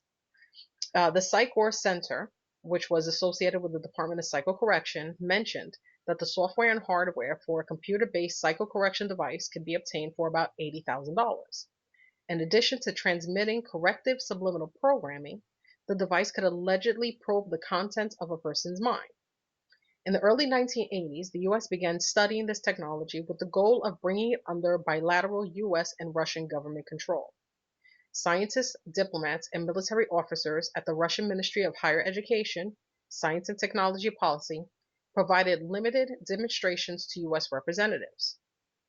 During this time, Dr. Janet Morris of the USGSC was the primary contact between Russia and U.S. officials regarding the transfer of this technology. She visited the Moscow Institute of Psychocorrelations in 1991, where she was shown subliminal psychocorrective methods developed at the Moscow Medical Academy. She then lectured senior U.S. intelligence and military officials on this technology. Then, in October of 1992, U.S. patent number 5159703, Silent Subliminal Presentation System, or also known as Silent Sound and Clear Channel, was issued to Dr. Oliver Lowery. It is an inaudible form of communication that occurs just beyond human hearing range, nearing ultrasound, or just below it, nearing infrasound. Because of this, it is similar to the Russian technology. Mind you, they're saying similar, but not exactly the same. If there's anybody, by the way, I'm going to throw this in there before I keep going. If you're curious, or I'm saying words that you have been taught and did not know was propaganda, most countries on this planet work in unison. When somebody tells you Russia and they use words like Russia, communist, fascist, Marxist, Republicans, Democrats, all of those words are propaganda. They all work as one. All of them. They always have. If you go into the Freedom of Information Act files, there was a movie called Salt. And until that movie came out, I swear it, I did not know that there was an actual thing called the Salt Treaty. I didn't even know there was two parts to the treaty and that they were out, available on government websites. Read that, and then a little bit of this will make sense. Because I know some people like, oh, I knew the Russians would not, no. We always work together with governments. We're not part of the government. So we're not privy to that information. I'm telling you because you can find that out real easy, and it took me many years to find that out. But as I keep going, I don't want anybody to lose their train of thought and understanding that they work together as one. There is no separate entity where we are fighting any other place. The people are fighting because we are under their control. These people are not fighting. You're never going to see a death match between Obama and Putin. That's never going to happen. You're never going to see anything like that. We walk around, we exchange things. I'm sure these guys have late night calls over, dinner and whiskey. Do not think that we live in a place where we are against everyone and everyone is against us. It has nothing to do with the higher ups and the people in control. The fight is amongst us. Okay, so I'm going to keep going.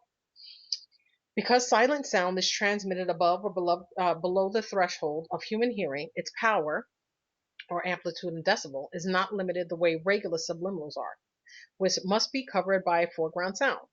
In addition, this high amplitude suggestion is transmitted on its very own channel of frequency with no other competing sound. For this reason, the technology is also referred to as clear channel. Silent sound is not just a different type of subliminal. It is completely silent. No foreground sound is necessary. It can influence thoughts and emotions, and due to its inaudible nature, it is undetectable under normal conditions. Furthermore, the frequency, which is above or below human hearing, is a direct conduit into the subconscious mind. So, the high-powered suggestions can be transmitted directly into the subconscious with no conscious filtering. These messages can be transmitted in real time over public address, PA systems, which are in schools, by the way, or standard radio and TV broadcasts, which is in everybody's house, car, school, store, etc. They can also be recorded and replayed on mechanical, digital, or magnetic media, such as tapes, CDs, video cassettes, digital tape recorders, and various types of computer memory. I love that I read this older stuff because if anybody was thinking that this only worked on the technology we have now because of Wi-Fi, the fact that they can repeat, that the sound would only have to play the same way that a videotape is recorded on that tape and the sound is also on that tape. You pop it into a VCR player and it plays. As long as you keep hearing it, and it's the same sound, it will produce the same type of reaction over and over and over again. So don't think for 1 second this hasn't been going on. It tapes, CDs. Come on, when's the last time you seen a VCR tape? Okay, so the whole Brain Learning Institute, or the WBLI, creator of projects like Brainstorm, Brainstream, and BrainSpeak, mentions how the use of silent sound by the US DoD during the first Gulf War resulted in the surrender of many Iraqi soldiers. Now you can experience the latest achievement in subliminal technology they announced, a method just declassified and until recently used only by the US Department of Defense. Their products use silent sound technology in the high ultra audio frequency range, with a power output of 90 to 100 decibels. As a comparison, a loud radio registers at about 80. Even the deaf can be influenced by this technology. Can you imagine? Okay. Their staff includes behaviorists, lifestyle experts, accelerated learning specialists, as well as noted composers and engineers. Their silent sound products include neurolinguistic programming techniques. Love me some NLP. I don't do NLP on radio. I do it in video form and not on radio because it's something that you have to actually see to kind of comprehend. It's pretty much just hands and symbology and stuff like that. You can go to esoteric-truth-radio.com and go under the link that says the good, the bad, and the ugly truth. And I have some NLP stuff and MK Ultra stuff in there that talks about NLP. That is one of the most important techniques that are used. When you start seeing that we have weapons like this, we have wonder weapons, we have the pulse wave, radios, TV, hand signals, all of this stuff, then you'll start realizing the bigger picture of why you might not be happy all of the time. And then not understand why. But anyway, so during the first Gulf War, when Saddam Hussein's primary C2 capabilities were destroyed, his troops were forced to listen to regular FM radio stations for their encoded orders. A U.S. PSYOP unit used this opportunity to install a portable FM broadcast transmitter on top of the highest building in the city of Al-Khafji. I'm probably not saying that right. Anyway, there they transmitted a high-powered 100 megahertz signal to overpower the Iraqi station, which was transmitting on the exact same frequency. This programming consisted of patriotic and religious music, as well as intentionally contradictory military orders. The broadcast also consisted of inaudible negative silent sound programming, which allegedly devastated the Iraqi soldiers. Although completely silent to the human ear, reported the British television network ITV News on March 23rd in 1991, the negative voice messages were clearly perceived by the subconscious mind of the Iraqi soldiers, and the silent messages completely demoralized them and instilled a perpetual feeling of fear and hopelessness. The non-lethal weapons, terms and references report by the U.S. Air Force Institute for National Security Studies uses the exact Russian term psychocorrection, which it describes as an NLW technology that can influence people with subliminal messages. Similarly, the Naval Law Review's article, A Primer on the Employment of Non-Lethal Weapons of 1998, mentions how subliminal mind control is to be used. Normally, the conscious mind acts as a typical or a type of firewall to filter destructive ideas from being acted upon. I'm going to repeat that. Normally, the conscious mind acts as a type of firewall to filter destructive ideas from being acted upon. Because this technology bypasses that mechanism, actions resulting from ideas that did not originate from the target's own mind can occur. I had a couple of guests on a couple of weeks ago. I had Angela Black and Amanda Prosser, and we were discussing Voice to Skull. I had Laura Cross on last week, talking about My Labs, MK Ultra, and also Voice the Skull, which she's actually a survivor of. They tell you in all of these things. I'm saying some of these things and I'm repeating them just in case. Get the archives if you need it. But these things are very easy to find. There was a time when we were much more forward about our crap. And that's why these kinds of things are reported in the 70s, the 80s, and the 90s. Considering we're so much smarter now and we have so much information now, nobody's really discussing these things. And if they are, they're seen as the most lonely. And then everybody else that's just talking about, Trump and a gun issue here are ignoring it. So the information's out there. We have more cases of people going completely bonkers, by the way, from just watching television. We have that Slender Man stabbing. We have all of these lone gunman shootings where people just go bonkers for no apparent reason. If we understand who's controlling these things, I'm not saying the regular guy down the block has an antenna on the top of his roof that's causing people to go crazy. I'm saying that the people that are telling us to look at Jay-Z and the Illuminati and Beyonce is the queen of Satan, those people are the ones that are actually using these weapons on us, but giving us scapegoats so we can watch, so that we can be consumed with, so that we can ignore the background. You know what I mean? Sure, she can sing. Do I care what she was wearing, what she was doing? No, but most people do. Because they're told that she's holding some kind of a secret. She's not holding a secret. Jay-Z's not holding a secret. The music industry and Hollywood, the only secrets that they truly have is that they run the show. They run the bigger show. They're the reality TV producers of our lives, our real lives. I did a show a couple of years back. There's an actual terminology in the psychiatric community called the Truman. Not the Truman illness.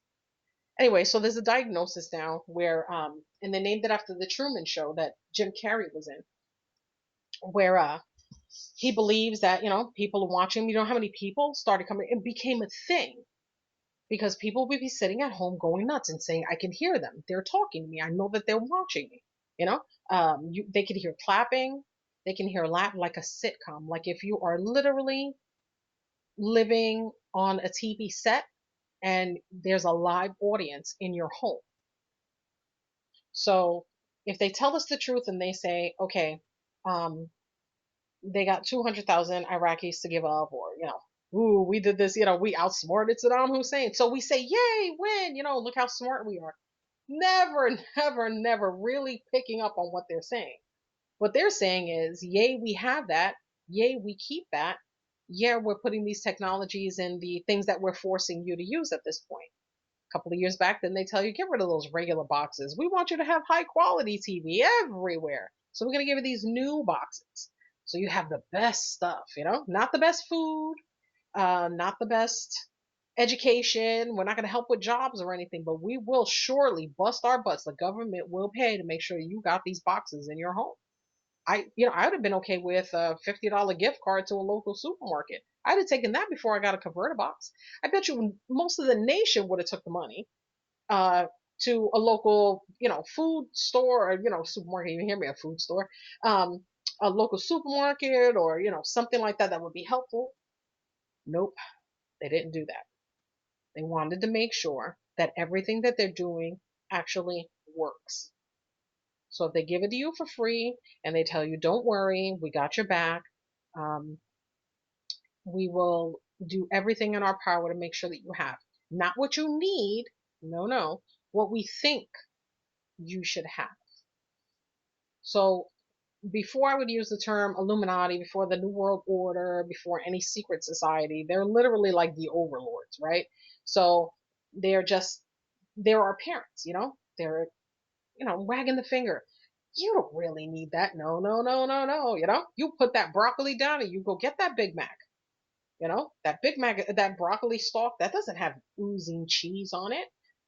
Where's the big meaty quadruple heart attack burger, And then when I'm like, hey, I'm trying to get away from eating meat, people are like, oh, you must be crazy. Yes. Okay. I don't mind being called crazy for that. It's okay. But the majority of the people that are walking on this planet are terrified to be called crazy.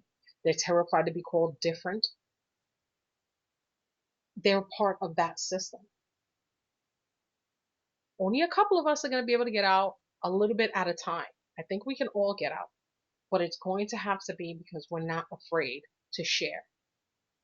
Everybody wants to say the same thing. I'm okay with that. That's fine. I like being outside of that because then I know that, if you come on here on Sundays, you're going to hear something different and something new. Go and research things from the 60s, 70s, 80s. There's a website called theblackvault.com. This guy, he used to be on the old 1990s shows that were like Ancient Aliens now, but those shows from the 90s. Can't even remember the name of it. But he has paid for and written to all government agencies and has the highest free available Freedom of Information Act files. So before I do research, before I come on shows, before I go on as a guest anywhere else, I make sure I discuss that there are ways for you to find this information. This isn't a secret. I'm not the only one privy to it. I didn't work behind the scenes at the FDA or for Monsanto or for Voice to Skull. I'm not an insider in that sense, but I'm an insider in an entirely different kind of sense. And I want you to have the same amount of information as I do. I can't ask you to stand with me or people like me and not give you the tools to understand what I understand. I'm not going to say, well, you should just know better.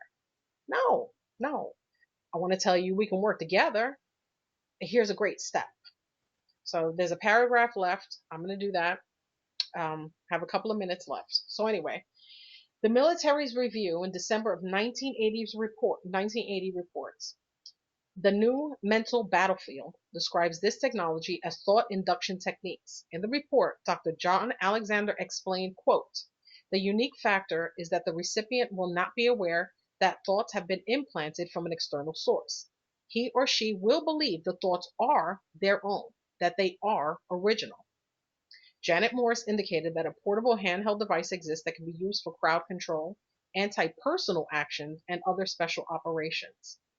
As far as it has become possible to probe and correct psychic contents of human beings despite their will and consciousness by instrumental means, announced the Russian Psychor Center.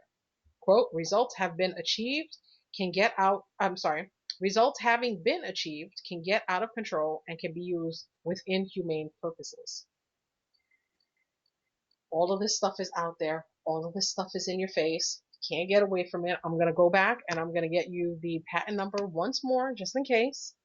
Hold on one second. Okay, one of the things is called Wonder Weapons.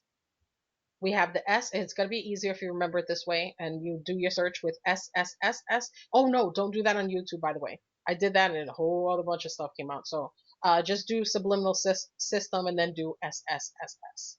I did that 4 X's earlier. I did not get the results I wanted. But it's also silent sound subliminal system. And the patent number is 5159703. Wonder Weapons. Oh, and if you want to see that horrific infomercial, it's the Myotron Pulse Wave. It's MYOTRON Pulse Wave. And you can find the horrific and disturbing infomercial from the 90s there. I forgot to mention the Moscow trials. Please look that up concerning this. This is where a lot of the original techniques were used. And when they found out that they can subliminally mind control you with hypnosis, they can actually get you to admit to anything they wanted, including crimes, war crimes. So a lot of people that are in control will find somebody who's doesn't have the mental capacity, let's say, to fight it, or they can be bombarded with it so that they don't have to deny the crime happened, just deny their involvement and get someone else to take the rap. So I know I don't have to say that. I'm sure everybody knows that's been happening since the beginning of history. But the one that you could visually see, some of the footage is actually available online. Much of the information of how it worked is also online, and it's called the Moscow Show Trials. That's fantastic. Way to look into it. Let's see. Yeah. Okay, so I just wanted to make sure that I covered everything that I had out here. Again, I want to thank you guys. Please join me next Sunday. Kinnigan will be my guest. I hope that you guys had as much fun as I did. I wasn't even really prepared for tonight. Uh, a big shout out to every single person who literally takes the time to listen, participate, be a part of Revolution Radio. And we need to start getting this information out there. Share it, start telling people, do a little bit of research. It really won't take that long. This isn't anything underground. If you'd like to be a guest, or if you're a writer, or you have blogs or anything, or you have a website that you have, and you want to be in the same kind of a place where everybody can find things, you can reach me on Esoteric Truth Radio on Facebook. So I've been adding people. You can find everybody on one page. What was the